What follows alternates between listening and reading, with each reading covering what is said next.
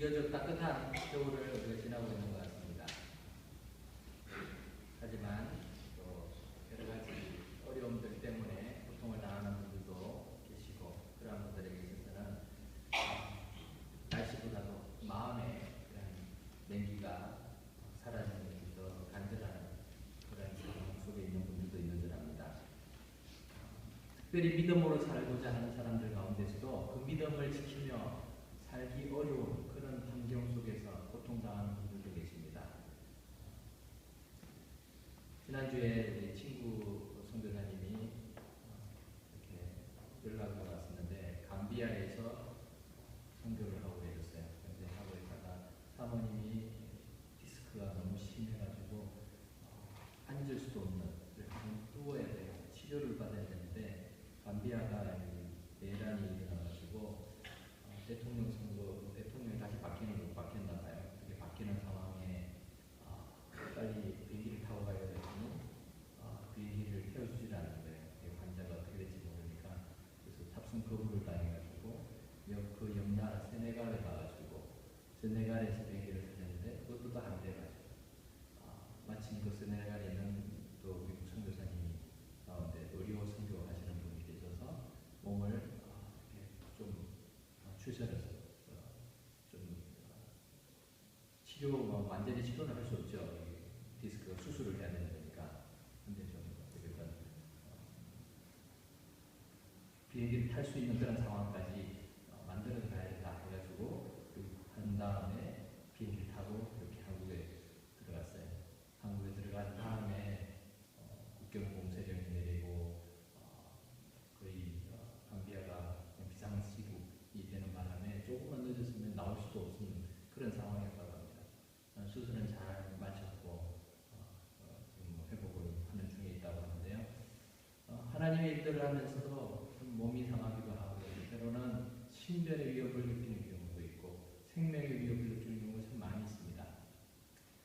히브리서는 로마의 그 박해, 로마 제국의 박해 가운데에서 그리스도인들이 믿음을 저버리고 세상과 타협하려는 그러한 유혹들이 많이 생길 때쯤에 기록된 그런 서신입니다.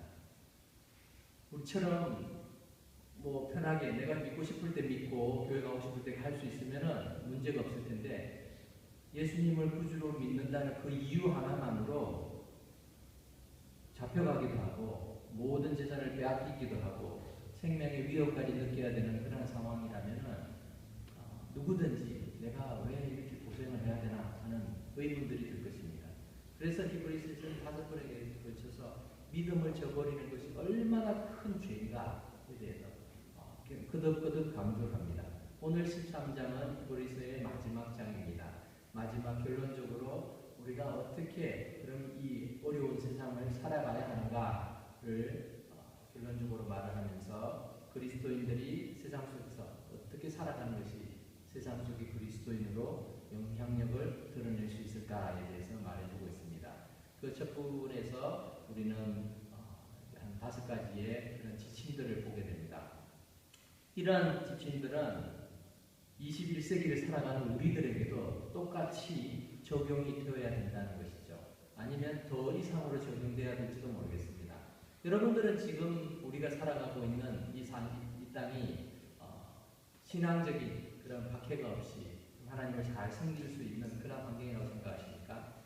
박해의 정의에 대해서 어떻게 내리느냐에 따라 다르겠지만, 미국에서 우리가 신앙생활 하면서도 여전히 우리의 신앙은 도전받고 있습니다. 많은 요인들로 인해서 내가 하나님 앞에 믿음으로 나아가려고 하는 것이 가로막힐 때가 많다는 것이에요. 그것이 총이나 칼로 우리의 생명을 위협해서가 아니라 어쩌면 더 교묘한 방법으로 우리의 신앙을 위협할 때가 많습니다. 더 달콤하게, 더 재미있는 것으로 내가 쉽게 빠져들 수 있도록 유혹하는 그러한 영적인 전투에서 우리는 살고 있는 것입니다. 근데 많은 사람들이 그러한 유혹들을 잘 느끼지 못하고 쉽게 빠져듭니다. 타협하고 그렇게 지내는 것이 익숙해지고, 그러다 보면 내 신앙도 뭐 자연스러운 거예요. 주님 하나님 앞에 나와서 예배드리고 옛날처럼 헌신하고 충성하지 않아도 시대가 바뀌었으니 신앙의 패턴도 바뀌어야 되겠지.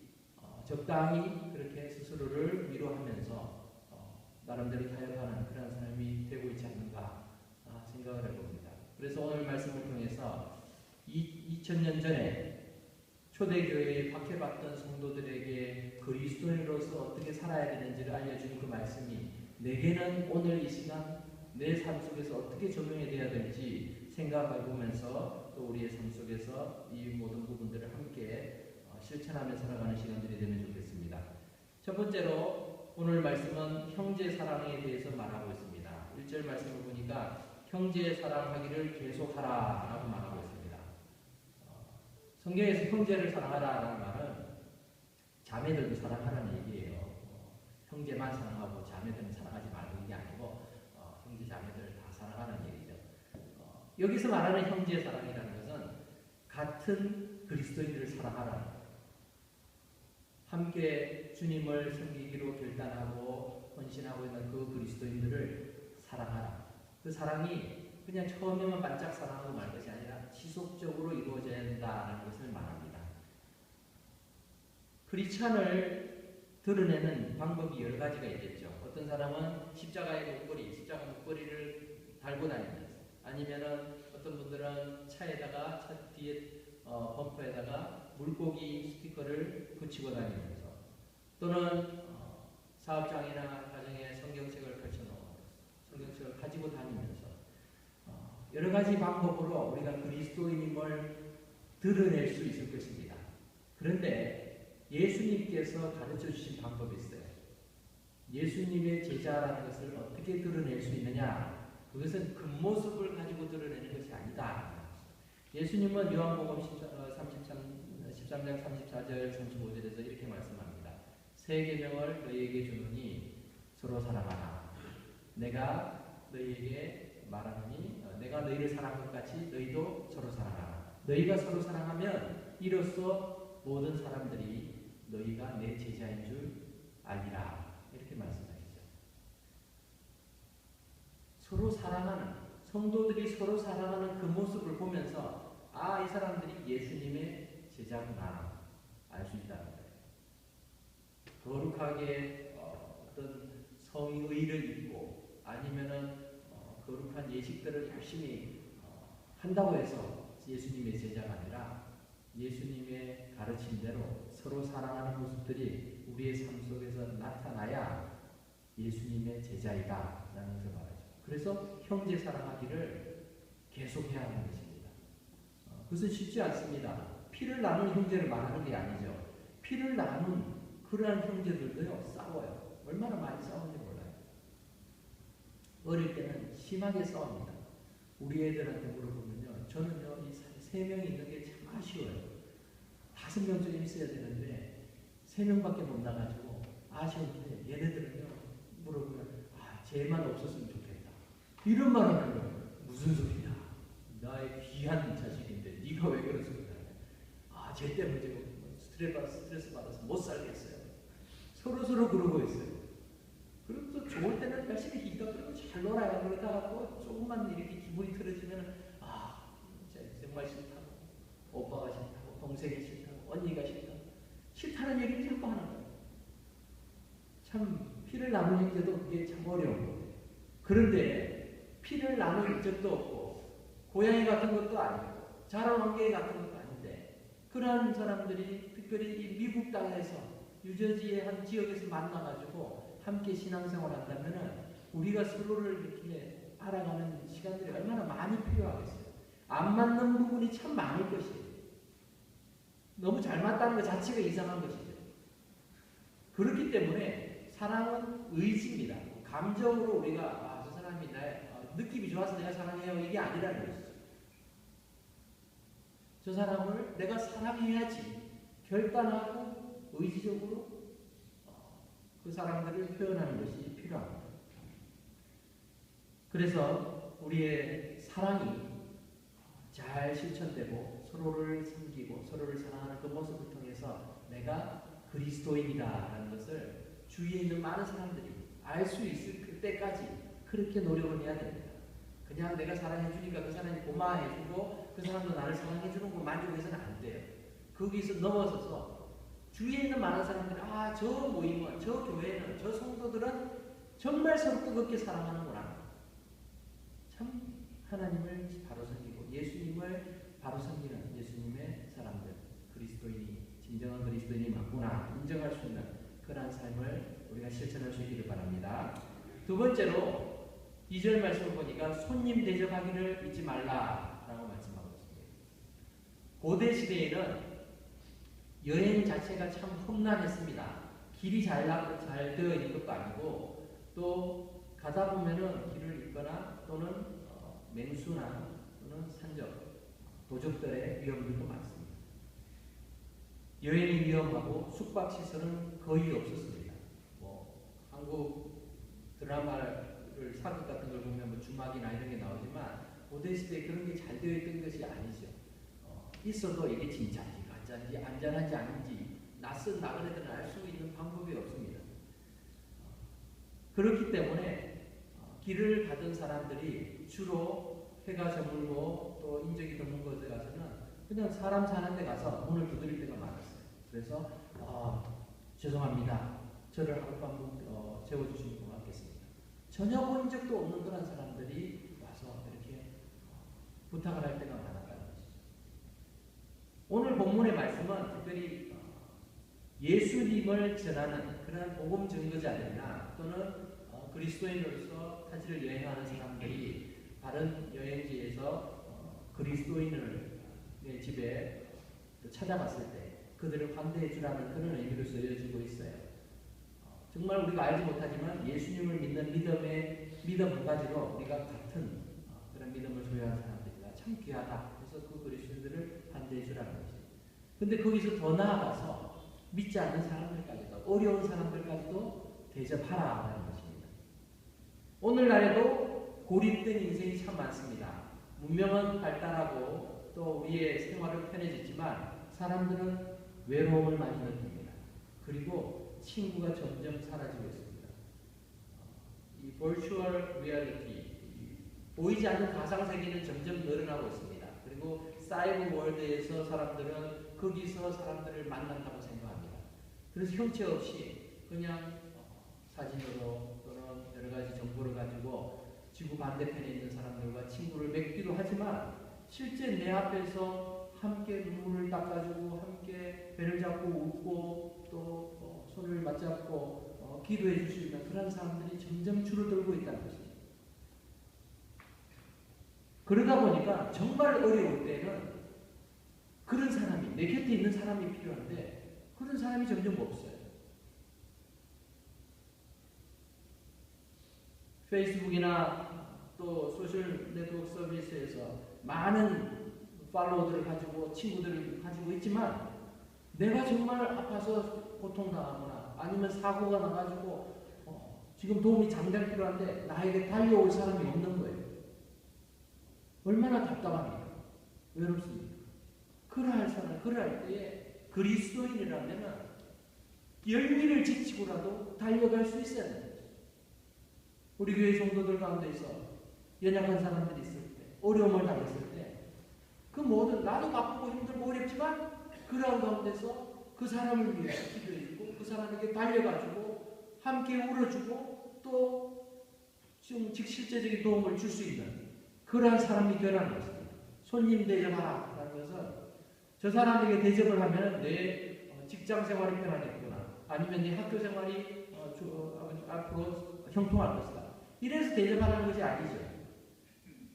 나의 어떤 대가를 기대하고 하는 것이 아니라 내가 하나님으로부터 받은 사랑 때문에 그러한 사람들을 조건 없이 대하는 것이죠. 섬기라는 것입니다. 어려울 때 돕는 것이 참 중요합니다. 어려운 순간에 우리는 절실합니다. 절실한데 그 절실함을 다 표현하지 못할 때도 많이 있어요. 제가 미국에 처음 와가지고 차가 없었습니다. 그래서 몇 달간 차 없이 학교 기숙사에 지내다가 이 홈스테이식으로 학교에 좀 떨어진 집에서 방 하나 빌려가지고 그렇게 지낸 적도 있었어요.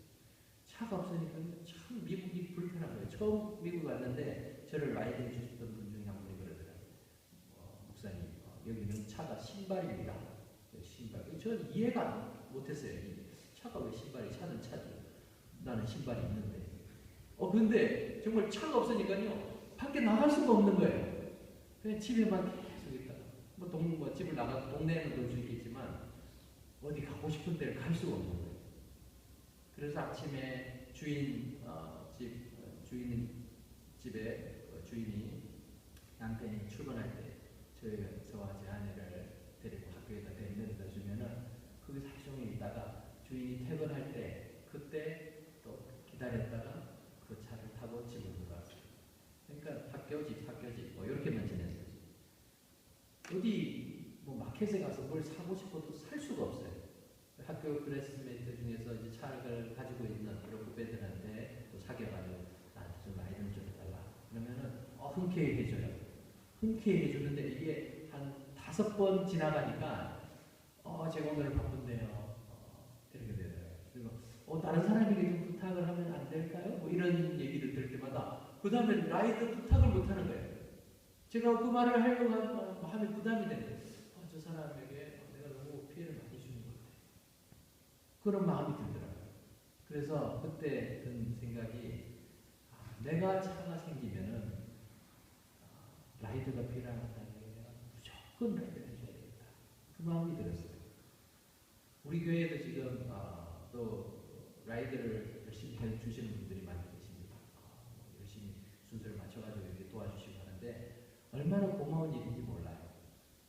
누군들 집에 빨리 가서 쉬고 싶지 않겠어요. 내 일들도 다 많고 한데 다른 사람을 돌보는 것이 참 쉽지 않은 일이죠. 근데 그 일을 한다는 것은 그만큼 그 사람을 생각해주고 배려해주고 체면 때문에 해가지고 오래 갈 수 없어요. 근데 사랑의 마음으로 하나님의 교회에 우리 지체된 그런 성도들을 함께 돌보고 내가 섬긴다. 주님을 섬기는 마음으로 하는 것이죠. 손님을 대접하는 것이 그런 것입니다.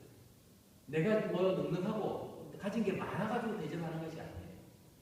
아무것도 없을지라도 어려운 사람들을 데려와서 먹이기도 하고 재우기도 하고 때로는 내가 찾아가기도 하고 그렇게 돕는 것이 우리에게는 그것이 그리스도인으로서 마땅히 가져야 될 믿음인 줄 믿습니다.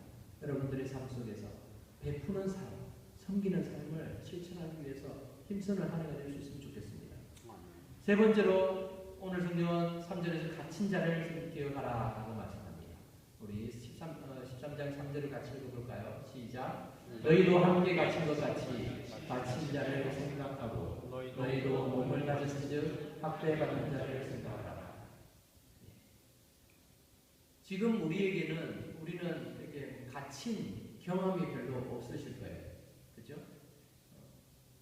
그런데 신앙을 지키다가 투옥된 사람들, 그러한 사람들을 생각하면은 우리는 내가 경험이 없으면은 그것이 그냥 머리로만 이해되지 마음으로 다가가지 않을 때가 많습니다.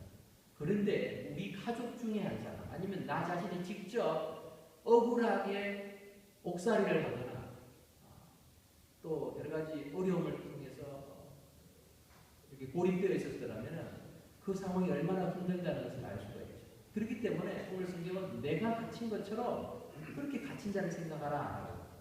나는 안 갇혔는데 저 사람 갇혀있네 불쌍하다. 이렇게 하지 말아라는 것입니다. 내가 그렇게 갇힌 것처럼 그들을 안타까이 여기라는 것입니다. 특별히 복음을 전하다가 이렇게 감옥에 갇혀있는 투옥을 당하거나 또는 형을 사는 사람들도 많이 있습니다. 지난번에도 우리 같이 기도 제목을 나누고 기도한 적이 있는데요. 앤드류 브런슨이라는 우리 교단의 선교사입니다. 터키에서 23년을 사역을 했어요. 그런데 갑자기 터키 경찰이 쳐들어와서 잡아갔어요. 그리고 감옥에 넣었습니다. 터키 재판부에서 선고를 하기를 이 사람이 무장 테러리스트 집단과 관련이 있다 해가지고 석방을 안 해주겠다는 거예요. 말도 안 되는 얘기를 가지고 그렇게 트집을 잡아서 감옥에 들어가 있습니다. 지금 몇 달째 그러고 있는 것입니다. 어떻게 된지 지금 상황도 잘 알 수가 없습니다. 그 안에는 풀려났지만 그 안에 선교사는 풀려났지만 이분은 그래도 계속 어려움 속에 있는 거죠. 이것이 내 일이 아니고 다른 사람의 일이라 생각할 것이 아니라 복음을 위해서 예수님을 전하다가 예수님의 그 복음을 위해서 수고하다가 23년간 그렇게 수고했으면 상을 주듯이 원차를 파네. 그렇게 잡아가서 감옥에다가 집어넣는 거예요.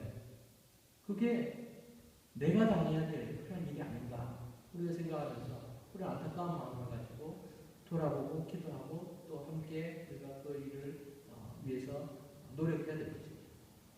여러분의 가족이 병원에 장기간 입원해 있다고 생각해 보십시오. 또는 여러분의 가족 중에 여러분의 자식이 어떤 실수로라든지 어떻게든 잘못을 보내서 형무소에 갇혀 있다고 생각해 보십시오. 이게 남의 일처럼 생각될 수 있을까요? 아니요. 여러분들이 아무리 바빠도 시간 내서 찾아가요. 그러지 않겠어요? 그럴 수밖에 없는 거지. 그냥 둘 수가 없습니다. 그리스도 안에서 우리가 한 형제 한 자매가 되고 한 몸이 되었다는 것은 다른 사람, 다른 지체가 남이 아닌 거예요. 가족입니다. 가족. 그래서 그들을 위해서 기도하고 그들을 자꾸만 그들의 아픔들, 고통들을 우리가 어떻게 내가 도울 수 있을까 생각하는 것이죠. 그렇기 때문에 복음을 위해서 갇힌 자들을 우리가 그 소식을 들을 때마다 그 자리에서 기도하고 내가 어떻게 도울까를 생각해야 됩니다.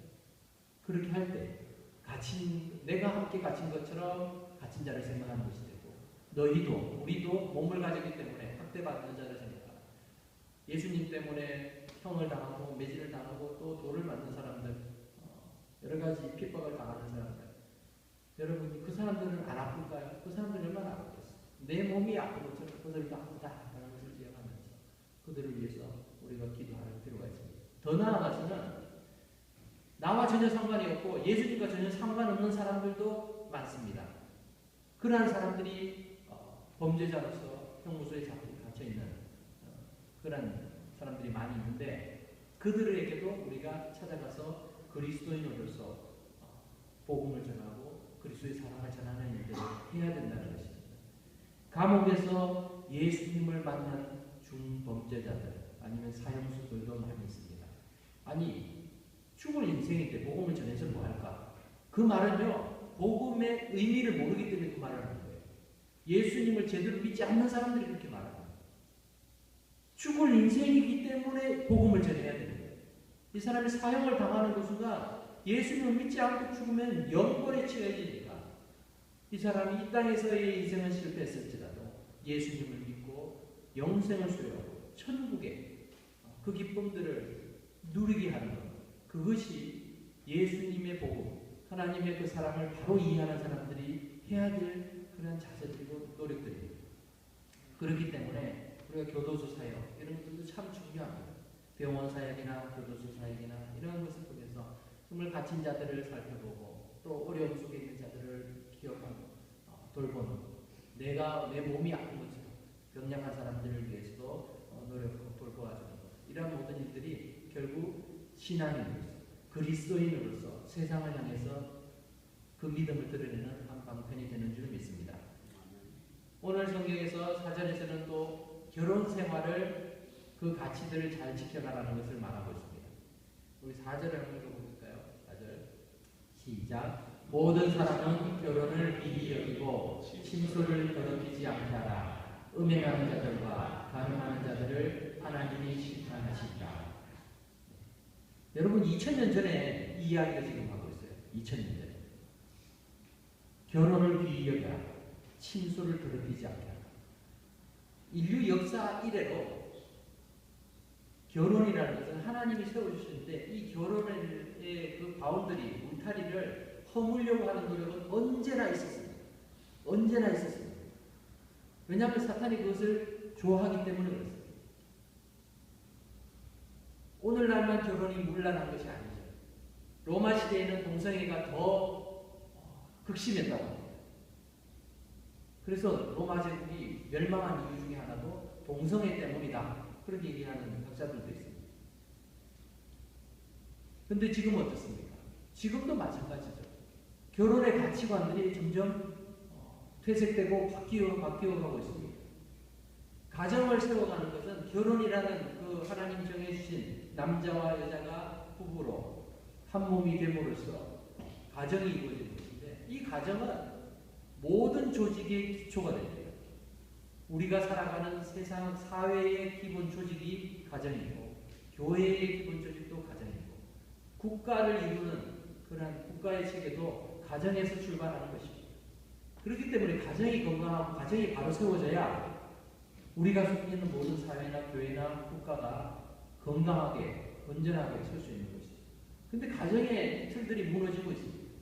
동성결혼과 같이 자기 기여에 따라서 가정의 개념을 바꿀 수 있는 것이 아닙니다. 그런데 많은 사람들이 이러한 생각들 괜찮지 않느냐, 서로 사랑하고 내가 끌리는 대로 좋아하는 대로 그렇게 함께 사는 것, 그리고 그것을 가정으로 이루면 되지 라고 많은 사람들이 찬성한다고 해서 그것이 진리가 될 수는 없는 것입니다. 오늘 하나님께서는 가정의 가치들을 지키라고 말씀하고 있습니다. 여러분들이 결혼해서 부부로서 살아가면 서로에 대해서 기대하는 바가 이루어지지 않고 또 여러 가지 부족하고 약하고 이런 단점들, 이런 것을 많이 보면서 실망하기도 하고 어려움을 많이 겪을 것입니다. 그렇다고 해서 내가 다른 것에서 돌파구를 찾고 다른 것에서 배우자 대신 어떤 해결점을 찾는 것은 옳지 않다는 것입니다. 가정은 하나님이 세우신 것이고 하나님의 법입니다. 그래서 그 안에서 서로 내 욕구를 채우는, 충족시키는 대상으로 바라볼 것이 아니라 돕는 자로서 상대방을 위해서 내가 섬기는 일들을 감당을 해야 가정이 바로 설 수가 있는 것이지. 뿐만 아니라 음행하는 자들과 간음하는 자들을 하나님께서는 심판하신다 말씀하고 있습니다. 음행과 간음은 언제나 사람들을 유혹하고 있습니다. 2000년 전뿐만 아니라 지금은 더 심해진 것 같아요. 그죠? 그래서 이제는 남들이 보지 않고 나 혼자서도 얼마든지 음행과 간음을 할 수 있는 그런 여러 가지 방편들이 마련되고 있습니다. 그렇기 때문에 더 조심해야 되죠. 내가 혼자서 몰래 한다고 해서 그것이 죄가 안 되는 것이 아니라 여전히 하나님께서는 지켜보고 계시고 심판하시기 때문에 그렇습니다. 결혼 생활에 대한 가치를 지키는 것과 함께 오늘 성경에서는 마지막으로 돈에 대한 이야기를 합니다. 돈을 사랑하지 말고 있는 바를 족한 줄로 알라라고 말하고 있습니다. 돈을 소유하는 것 그 자체가 우리 인생의 목표가 되는 순간부터 우리는 돈의 지배를 받게 됩니다. 돈의 노예가 되는 것입니다. 돈은 편리하죠. 편리하기 때문에 영향력이 크고 또 그것에 대해서 우리는 자꾸만 소유하고자 하는 그런 간절한 욕망들이 생기게 됩니다. 디모데전서 1장 10절에서는 사도 바울이 돈을 사랑함이 일만하게 뿌리가 되나니 이것을 탐내는 자들은 미혹을 받아 믿음에서 떠나 많은 근심으로써 자기를 찔렀도다 말씀하고 있어요. 돈을 사랑하면은 하나님을 사랑할 수가 없습니다. 돈을 사랑하면서 하나님도 사랑할 수 있는 것 같지만 절대 그렇게 안 됩니다. 하나님을 사랑하는 사람은 돈을 사랑하지 않게 되어 있습니다. 하나님을 사랑하는데 나는 돈을 사랑합니다. 이렇게 안 된다는 거예요. 돈을 미워해서 돈 줘도 막 버리고 이런다는 얘기가 아니라 내가 하나님을 사랑하니까 돈을 어떻게 써야 될지를 아는 거예요. 내가 하나님을 사랑하는 방법을 이 돈을 통해서 이렇게 써야 되겠다라는 것이죠. 그래서 어떤 돈들이 생길 때 이게 나를 위해서 무엇을 할까를 생각하지 않습니다. 이것을 하나님을 위해서 무엇을 할까를 먼저 생각하죠. 그러니까요, 이 돈의 가치를 나를 위해서 쓰지 않으니까 돈이 나에게 영향을 주지 않습니다. 돈을 막 소유하겠다는 집착력이 생기지 않습니다. 하나님을 위해서 사용하라는 말이 반드시 교회에 와가지고 그것을 헌금하라는 얘기가 아니에요. 먹을 거 먹지 말고 입을 거 입지 말고 다 모아가지고 헌금하십시오 이 얘기를 하는 것이 아닙니다. 하나님이 이 돈을 어떻게 쓰기를 원하실까를 생각하고 기도하고 쓰라는 것입니다. 정말 내 가족들이 좀 굶고 있는데 그 돈을 모아가지고 헌금하는 것도 잘못이죠. 가족을 먼저 세우고 자녀들을 양육하고 해야 되는 필요한 것들 하죠. 그런데 돈에 넘치는 부분들이 반드시 있습니다. 하지 않아도 될 부분들을 지나치게 낭비를 하면서 그러고는 내게는 다른 사람을 위해서 써야 될 돈이 없네요. 하나님을 위해서 드릴 돈이 없습니다. 이렇게 말한다는 것은 잘못된 것이죠. 있는 바를 족한 줄로 알라 하는 것은 언제나 검소하게 살아가는 것입니다. 내가 좀 더 가져서 좀 더 이런 걸 느끼고 좀 더 이런 걸 누리고 그래야지. 그것이 반드시 필요한 거 아닌가를 먼저 생각해 본 다음에 해야 되는 거죠. 어떤 분들은 많은 사업들을 벌려가지고 다 이렇게 돈을 많이 벌어서 우리 자식들에게 물려줘야지 생각합니다. 하나님 그것을 기뻐하실까요? 기뻐하지 않는데도 그걸 하고 있다면요, 죄 짓는 것입니다. 하나님 제가 원하지 않는 일인데 내가 그렇게 하고 있는 거니까 하나님의 뜻을 거스르는 것입니다. 하나님을 사랑한다면 하나님은 무엇을 기뻐하실까? 내 자녀들이 내가 무엇을 남겨주는 것을 하나님이 기뻐하실까를 생각해야 됩니다. 이 아이들이 신앙을 가지게 하기 위해서 좋은 크리스천 스쿨에, 공립학교의 크리스천 스쿨에 보내야 되겠다. 얘네들이 그냥 신앙이 정말 엉망이니까 그렇게 해야 되겠다 해서 돈이 든다면 그 돈은 아깝지 않을 것입니다. 근데 신앙은 다 떼어놓고 아이들이 주일날 무슨 다른 행사를 하고 다른 일을 해야 하는데 돈이 많이 든다고 그게 프로그램에 좋은 프로그램이고 거기 가지고 해야지. 교회는 나중에 다니면 되지. 이렇게 해서 돈을 쓰고 있다면 그 돈을 잘못 쓰고 있는 것이죠. 자식뿐만 아니라 우리 자신에 대한 이 씀씀이도 마찬가지일 것입니다. 여러분 주위에도 여러분의 도움, 하나님께서 여러분을 통해서 돕기를 바라는 그런 도움의 손길들을 구하는 사람들이 많이 있습니다. 그들을 향해서 우리가 무엇을 할 수 있을까요? 올 한 해를 우리 교회가, 우리 모든 성도들이 베푸는 한 해가 될 수 있기를 그렇게 바랍니다. 우리 모든 성도들이 내 삶 속에서 내가 나를 통해서 하나님께서 어떻게 돕기를 바라시는 그런 조직이나 단체나 아니면 영혼들이 없는가 살펴보면서 하나님을 우리가 의지하고 하나님을 바라보면 내 것이 아니라는 걸 깨닫게 됩니다. 하나님께서 우리를 버리지 않으신다는 사실을 알고 믿는 것은 하나님께서 우리에게 주신 것을 누릴 수 있는 평안을 가졌다는 이야기입니다. 우리가 많은 물질을 소유하는 것에 자꾸 집착하는 이유는 안전을 위해서 그렇죠. 안전을 위해서. 앞으로 어떻게 될지 모르니까 내가 이것을 축적해놓고 나중에 위급할 때 써야지. 이러한 안전을, 시큐리티를 위해서 돈을 또는 여러 가지 재산들을 모으게 되는 것이죠. 그러나 하나님 나를 지켜주신다라는 믿음이 있는 사람들은 그 부분에 있어서 자유가 있죠. 하나님께서 내 모든 필요를 알고 계셔. 하나님을 절대적으로 의지해야 돼요. 하나님께서는요, 절대적으로 의지하면 의지할수록 하나님이 책임져 주십니다. 그런데 내가 알아서 하려고 하는 사람들에게는 하나님 책임지지 않으세요.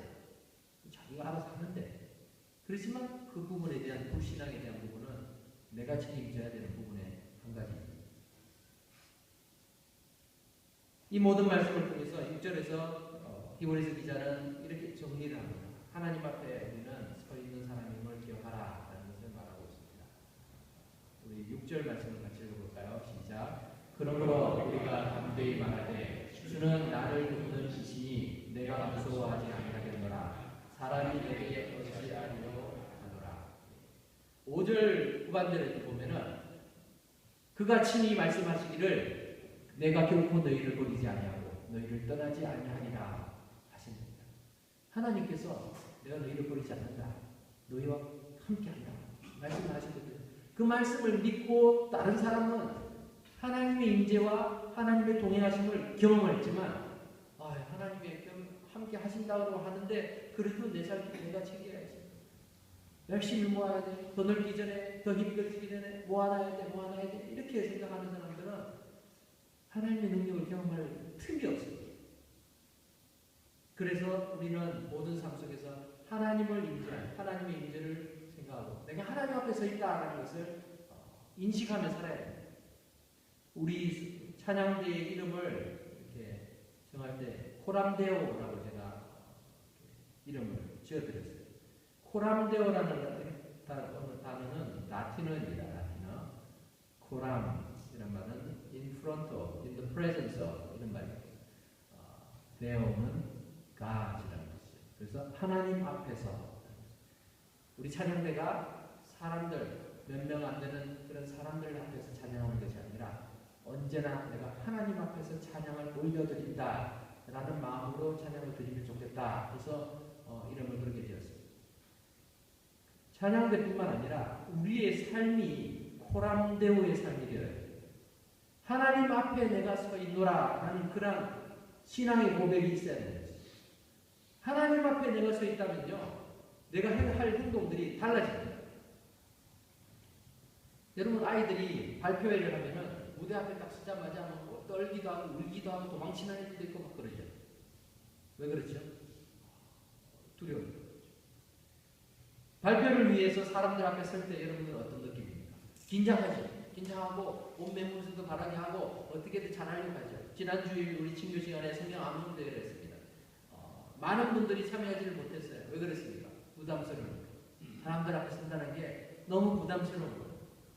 그런데 우리는 싫든 좋든 간에 하나님 앞에 서 있는 자들이에요. 우리가 그걸 인식을 못하니까 그렇죠. 마치 우리는 몰래 카메라를 찍고 있는, 지킴을 당하고 있는 사람들 같아요. 그러니까 자기 마음대로 행동하고 죄 짓고 있는데 하나님 다 보고 계시는 거예요. 그걸 나중에 아는 순간 얼마나 부끄럽고 얼마나 두렵겠습니까?